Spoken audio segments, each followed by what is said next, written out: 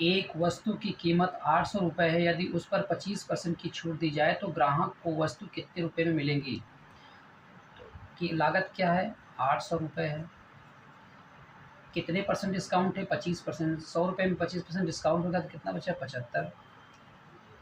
और इसी को हम काट लेंगे। 25 तियाँ 25 चौका 4 दूना 200 और 200 गुणे 3 बराबर द्वितीयाई 600 रुपये। यही आंसर हो जाएगा। 600 रुपये आंसर हो जाएगा। राम ने 480 अंक प्राप्त किए जो कुल अंकों का 80% है।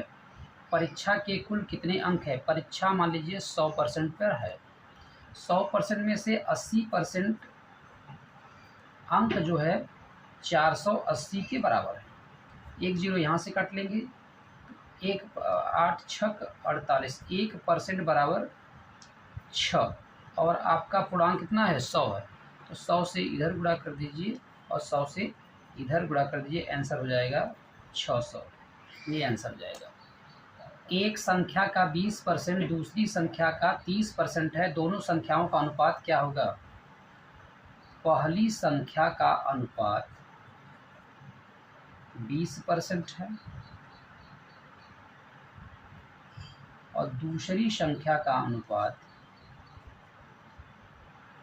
30%। परसेंटेज से परसेंटेज कट गया, जीरो से जीरो कट गया।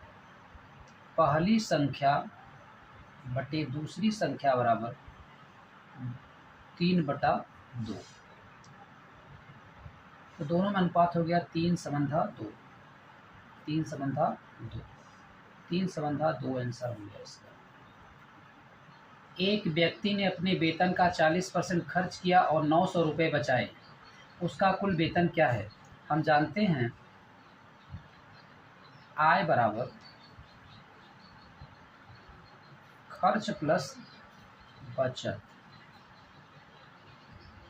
जब 40% आय हमारा क्या है? 100% है। 40% खर्च हो गया तो बचत कितना है हमारा? 60%। और 60% बराबर दिया गया है 900 रुपये। एक जीरो यहाँ से करना है। 15 छक्का 90। 1% बराबर 15। और आपसे पूछ रहा है कुल वेतन क्या है? कुल वेतन क्या है? 100% बना लीजिए इसको। 1500 रुपये यही आंसर हो जाएगा। 1500 रुपये यही आंसर हो जाएगा। एक वस्तु की कीमत में 20% की वृद्धि की गई, फिर उसे 20% की छूट पर बेचा गया। क्या ग्राहक को लाभ हुआ या हानि?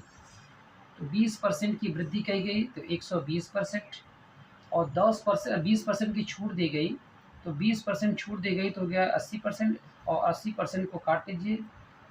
12 96। 100 से कितना कम है? 4% की कमी होगी इसमें। 4% की कमी होगी। यही आंसर हो जाएगा इसका।